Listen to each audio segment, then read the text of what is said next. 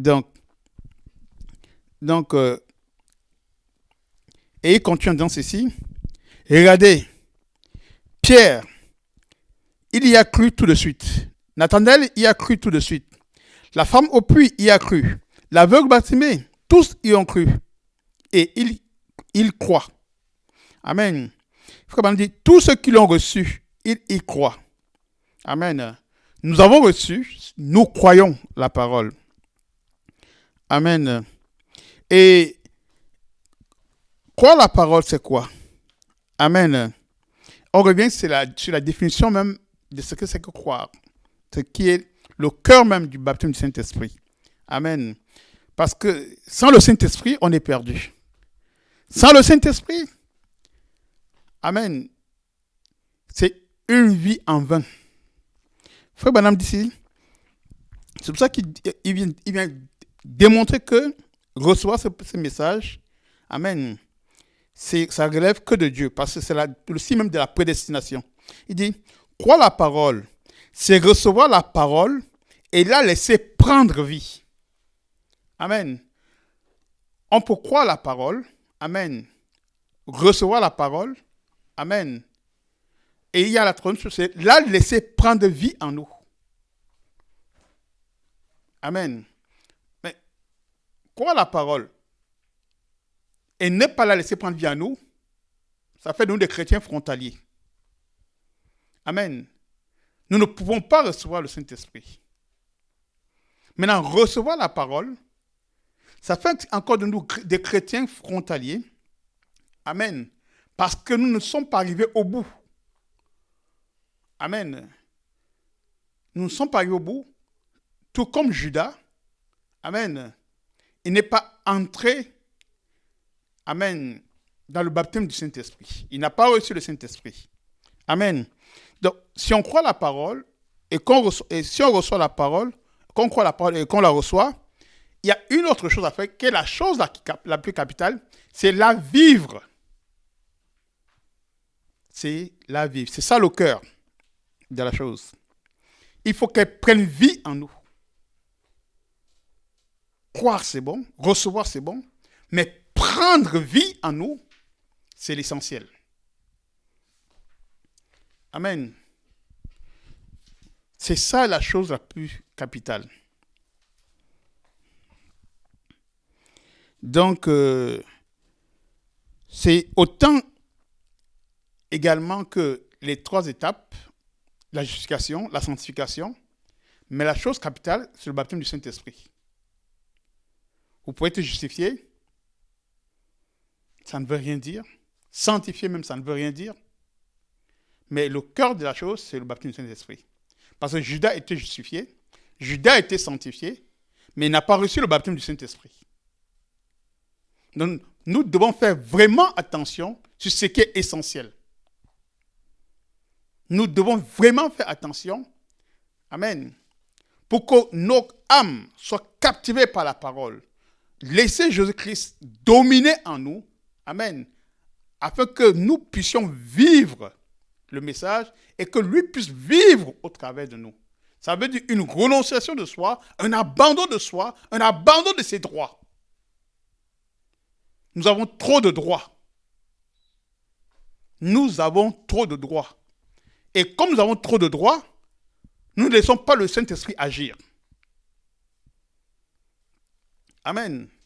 On devient des chrétiens qui disent, oui Seigneur, j'ai entendu la parole. J'ai cru la parole. Oui, c'est bon. Mais le problème, c'est que, est-ce que tu vis la parole? Vivre la parole, c'est que c'est plus toi, mais c'est Jésus en toi qui vit la parole. Amen. Et c'est ça le cœur de la chose. Donc ne nous contentons pas d'avoir entendu. Ne nous contentons pas. Amen. De ces choses-là. Nous devons laisser la parole prendre vie en nous. Et au paragraphe 112 dit, quoi la parole, c'est recevoir la parole et la laisser prendre vie. Amen. Nous allons prendre également le paragraphe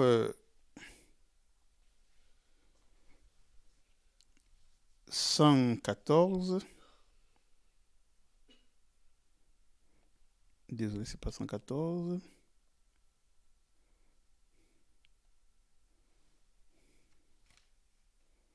« 138.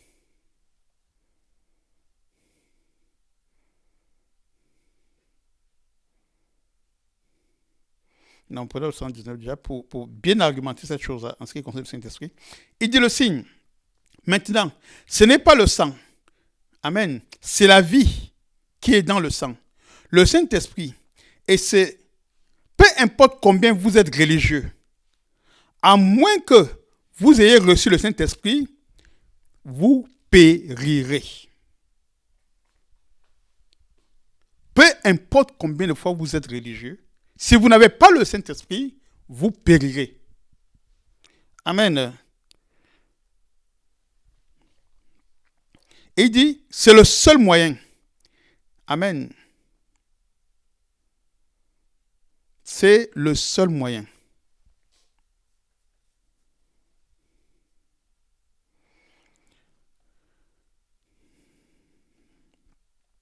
Nous allons prendre une autre citation.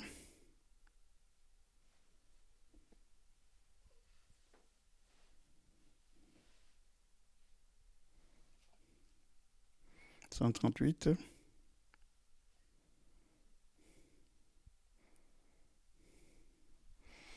Amen. Amen. Ici, simplement, paragraphe 138, le frère Barnabé Cécile. Dieu est toujours surnaturel. Il agit dans le surnaturel. Tant qu'il y a là un Dieu, le surnaturel est présent. Si c'est le Dieu Jéhovah. Amen. Donc notre vie doit être toujours accompagnée du surnaturel. Notre vie doit toujours être accompagnée du surnaturel.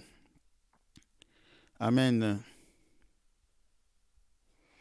Il dit, et quand peu importe combien, parlant des songeurs, quand peu importe combien le songe semblait être excellent, si cela ne se reflétait pas sur le Urim Tumim, alors c'était faux.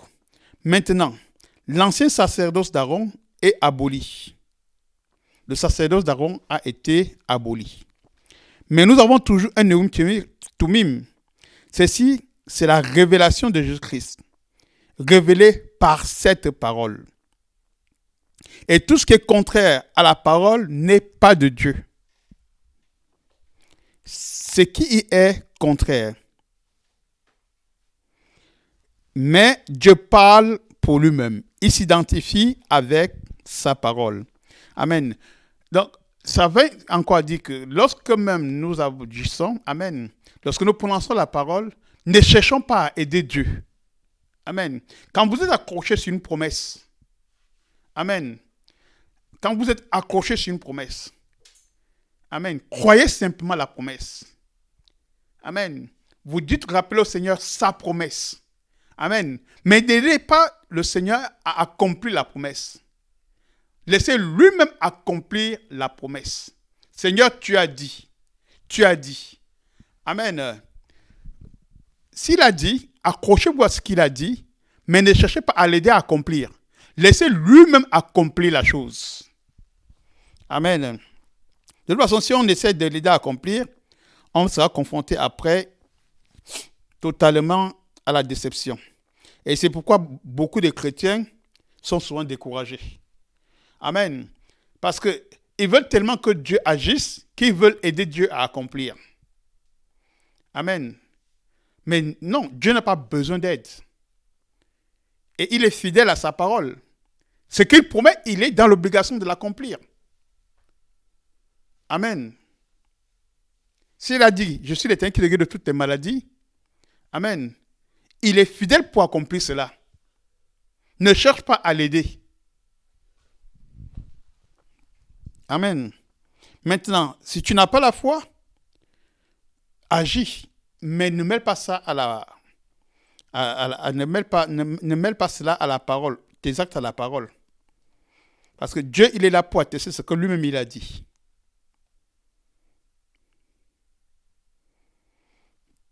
Amen. Donc, Voilà un peu ce à quoi vous voulez que nous puissions essayer de ruminer cela. Amen. Sachant que au paragraphe 74, il nous dit ceci. Remarquez, la foi véritable repose sur le roc solide de la promesse de la parole de Dieu. C'est de ça que je parlais. La foi véritable repose sur le roc solide de la promesse de la parole de Dieu. Elle ne bouge pas. La foi véritable est ancrée. La foi véritable, elle est ancrée sur ce que Dieu a dit. Et elle ne bouge pas. Si Dieu a dit quelque chose, frères, sœurs, amen, restez y ancrés. Ne cherchez pas à comprendre comment ça va se passer. Amen. Mais soyez certains que ça s'accomplira. Parce que Dieu a promis, à ce moment, à partir du moment où il a promis, il est obligé de faire accomplir la chose. Parce qu'il n'est pas un menteur. Dieu ne peut pas dire, essayer de dire. Amen. C'est pourquoi n'essayons pas de l'aider, mais laissons-le accomplir sa promesse. Amen.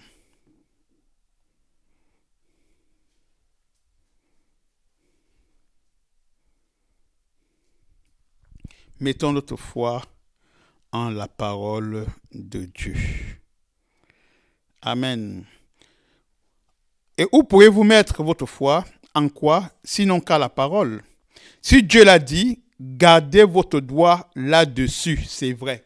Si Dieu l'a dit, gardez votre doigt là-dessus. Seigneur, tu as dit, tu as dit, tu as dit. Rappelez à Dieu ce qu'il a dit. C'est pourquoi on vous dit, lisez la Bible, lisez les brochures, découvrez quelles sont vos promesses. Amen. Et c'est ce qui vous permet d'avancer avec Dieu et de le voir rendu manifeste dans votre vie. Parce que si on ne lit pas la Bible, si on ne lit pas les brochures, on n'écoute pas les bandes, comment pourrons-nous prendre conscience de notre héritage? Comment pourrons-nous prendre conscience de nos promesses? Amen. Parce que pour que Dieu agisse, il faut que tu lui rappelles ce que lui, il a promis. C'est la seule manière pour lui d'agir. Amen. Parce que c'est sa volonté parfaite. Donc, laissons reposer notre foi sur ses promesses dans sa parole. Que Dieu vous bénisse richement. Amen. Que Dieu vous bénisse richement. Si nous avons une promesse, mettons notre doigt dessus et qu'elle ne bouge pas. Les bien-aimés qui sont connectés, on a la sœur Edna qui est connectée, la famille Ndongo, la famille Lundu et la sœur Martine qui sont connectés. Que Dieu vous bénisse.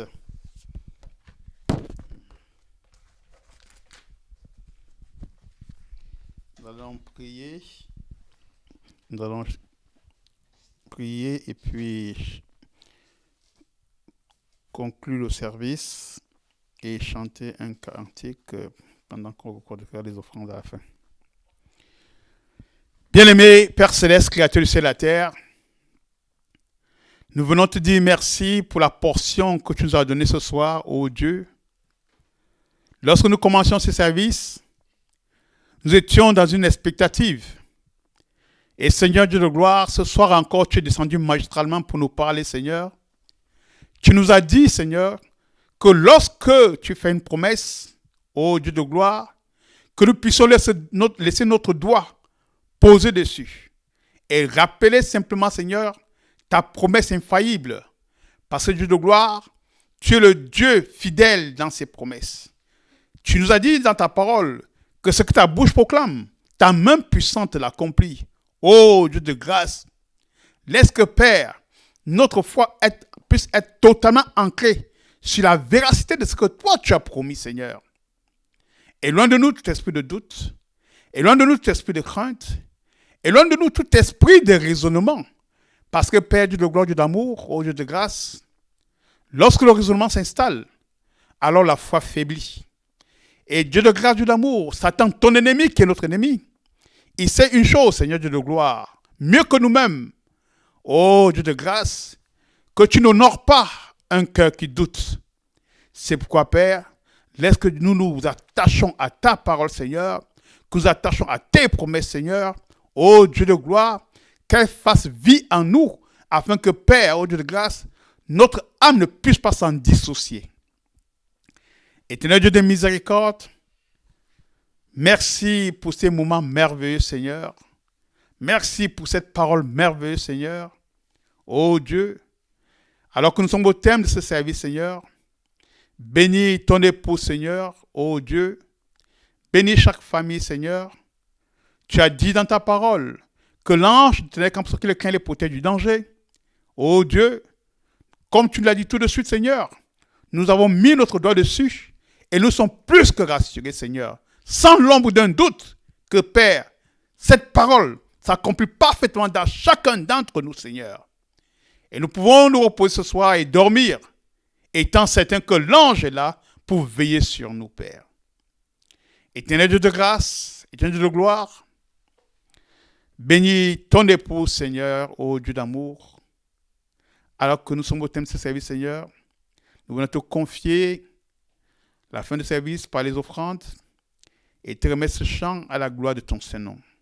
Sois élevé, magnifié et célébré, car nous demandons cela humblement dans le précieux et merveilleux nom de notre Sauveur Jésus-Christ. Amen. Un seul mot de toi, Seigneur, cela me suffit. Ta parole est la lumière qui me vivifie. Seigneur, un seul mot de toi, Seigneur, fortifie ma foi et mon cœur brûle dedans de moi, Seigneur Jésus. Un seul mot de toi, Seigneur, cela me suffit. Ta parole est la lumière qui me vivifie, Seigneur. Un seul mot de toi, Seigneur, fortifie ma foi et mon cœur brûle dedans de moi. Que Dieu vous bénisse, mes bien-aimés. Shalom.